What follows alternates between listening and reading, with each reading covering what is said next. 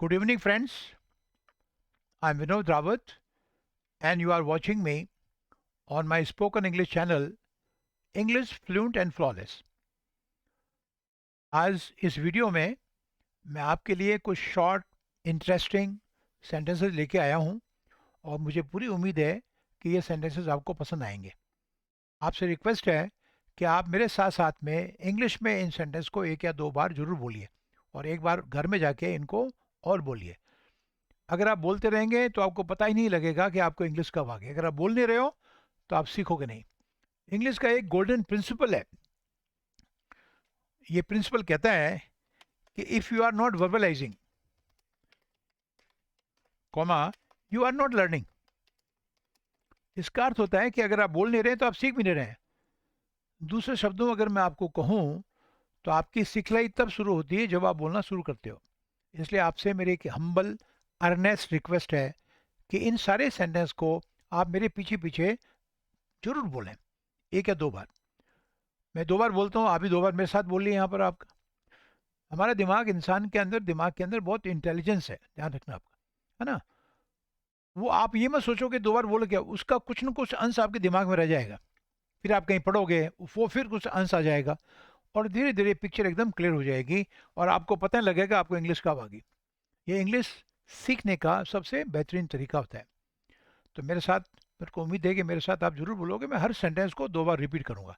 उसे कहो मुझसे तुरंत आके मिले और उसको फ्लो के साथ में बोलिए। Tell him to meet me immediately, tell him to meet me immediately.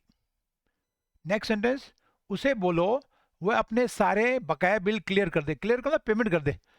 इसको इंग्लिश में कहोगे ask him to clear all his pending bills, ask him to clear all his pending bills. Next sentence, इस बात का बदला उससे मत लो। किसी बच्चे ने कुछ कर दिया तो दूसरा वाला बच्चा उससे उसकी कॉपी फाड़ रहा है क्योंकि वो कह रहा है कि इसने मेरी फाड़ी थी। तो माँ या बड़े भैया या दीदी कोई भी कह रहा होगा उस बच्चे को, don't take it out on me. It आपका वो बात है जिसका बदला वो ले रहा है। तो फिर दोबारा मेरे साथ रिपीट कीजिए, don't take it out on him, don't take it out on him. मैं जो बोल रहा हूँ उसमें पहला सेंटेंस में मेरे इंटोनेशन शायद थोड़ा ठीक नहीं था, तो दूसरा जो मैंने बोला है उसकी नकल कीजिए, don't take it out on him.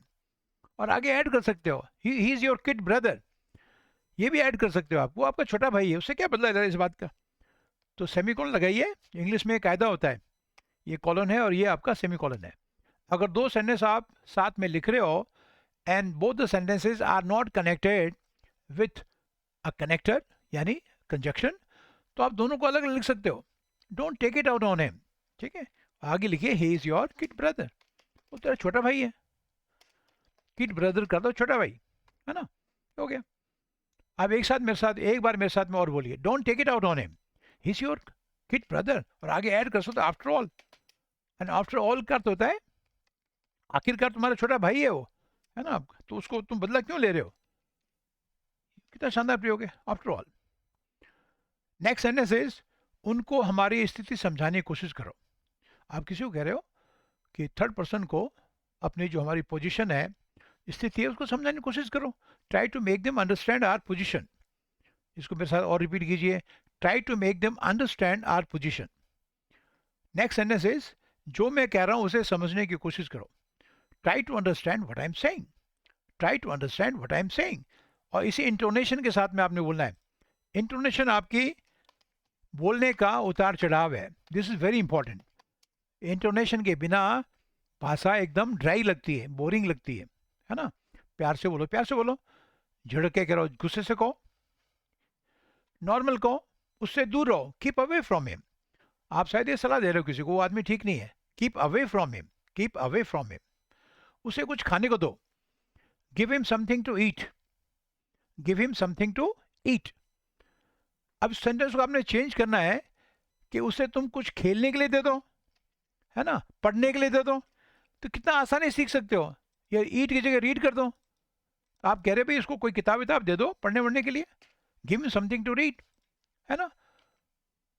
उसको कुछ खेलने के लिए दे दो, लेकिन खेलने की चीज़ों को अपन प्ले के साथ में आपको विथ लगाना पड़ेगा।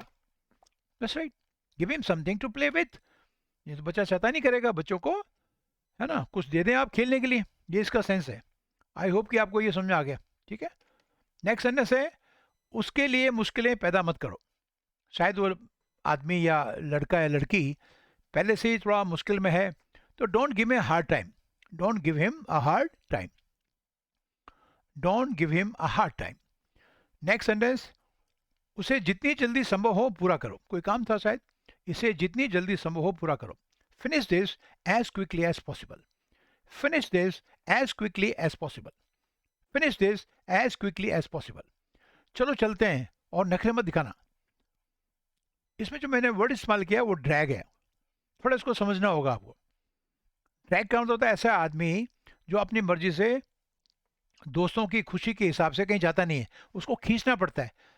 ठीक है, let's go and don't be a drag, let's go and don't be a drag, let's go and don't be a drag.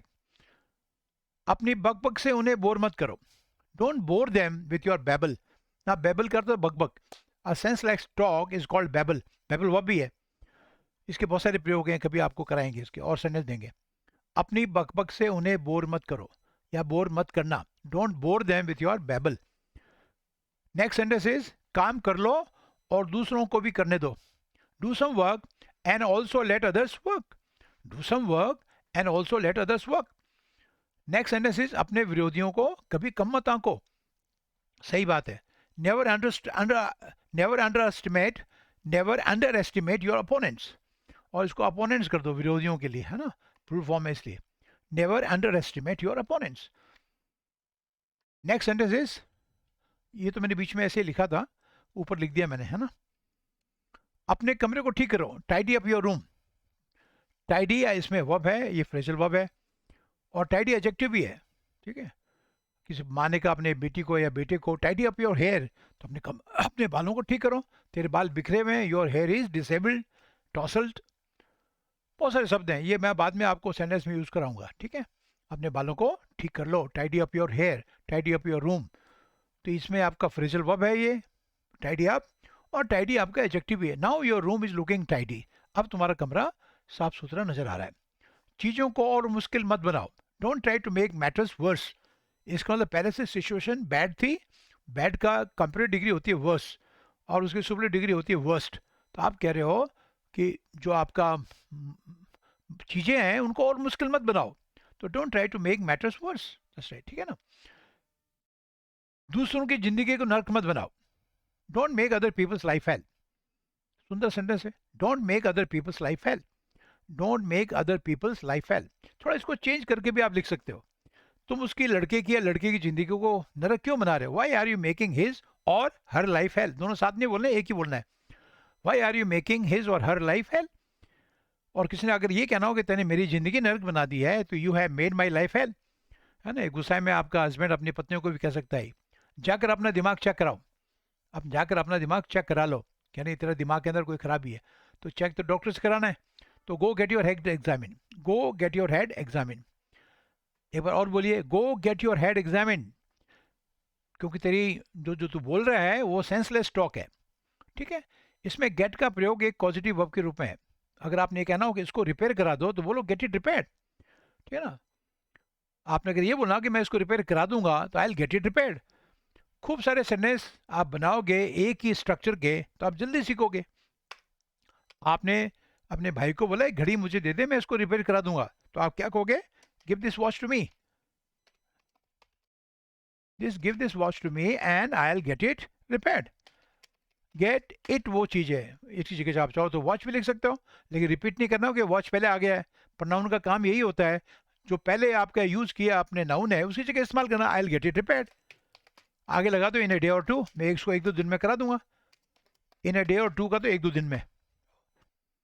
और सवाल बनाओ, Y don't you get it, Y don't you, इसमें यू भी लगा है, अरे तुम इसको रिपेयर क्यों नहीं करा देते। पापा घर में आए, टीवी देखना था, तो पापा ने कहा रिमोट था ना टीवी का, तो बच्चे ने कहा कि पापा ये तो खराब है, रिमोट काम नहीं कर, हम तो टीवी से ही चेंज करते हैं। तो पापा ने, यार इसको तुम रिपेयर क्यों नहीं करा लेते, Y don't you get it repair, इसको भी बोलिए आप, Y don't you get it repair. ठीक है। और एक लड़का अफसर था, उसका छोटा भाई का पोस्टिंग कहीं हो गया खराब जगह, पापा कह रहे हैं अपने बड़े बेटे को जो अफसर है, शायद उसी डिपार्टमेंट उसकी चलती भी है, why don't you get your brother transferred here, तो अपने भाई का पोस्टिंग यहाँ क्यों नहीं करा देता। Why don't you get your brother transfer here. तो ये एक एक स्ट्रक्चर आप सीख लोगे तो सब सेंटेंस बन जाएंगे, ठीक है। और तो आगे मैंने लिखा है कि तू अफसर काय के लिए, what are you an officer for. इस सेंटेंस में अंत में जो फॉर आ रहा है वो आपको बोलना पड़ेगा। आप तुम अफसर किस लिए हो, what are you an officer for. If you can't, आगे ऐड कर सकते हो, if you can't get your brother transferred here. So are you getting my point. और उसने जवाब दिया शायद बेटे ने, I will get him transfer to Jaipur in a day or two. मैं उसको 1-2 दिन में ट्रांसफर करवा दूंगा जयपुर। शानदार स्ट्रक्चर है। ऐसा नहीं है कि एक ही सेंटेंस आपने बोलना है, उन्हीं पे आधारित खूब सारे सेंटेंस बना के आप बोल सकते हो। वहां जाने के बारे में भूल जाओ, फॉरगेट अबाउट गोइंग देयर। अब आपने ये कहना हो कि उससे शादी करने के बारे में भूल जाओ, फॉरगेट अबाउट मैरिंग हर। घर खरीदने के बारे में भूल जाओ, forget about buying a house. Bike खरीदना भूल जाओ, forget about buying a bike. तो आई होप कि ये सारे सेंटेंसेस आपको अच्छे लगे, इनको आप बोलिए। और जो मैंने आपको गोल्डन रूल बताया है उसको आपने याद रखना है। If you are not verbalising, you are not learning. दूसरे शब्दों में, you start learning only when you verbalise. And verbalise का मीनिंग होता है उन शब्दों को बोलना, सेंटेंसेस को बोलना, फ्रेजेस को बोलना, हर चीज़ को बोलना है। आई होप कि आपको सेंटेंसेस पसंद आए।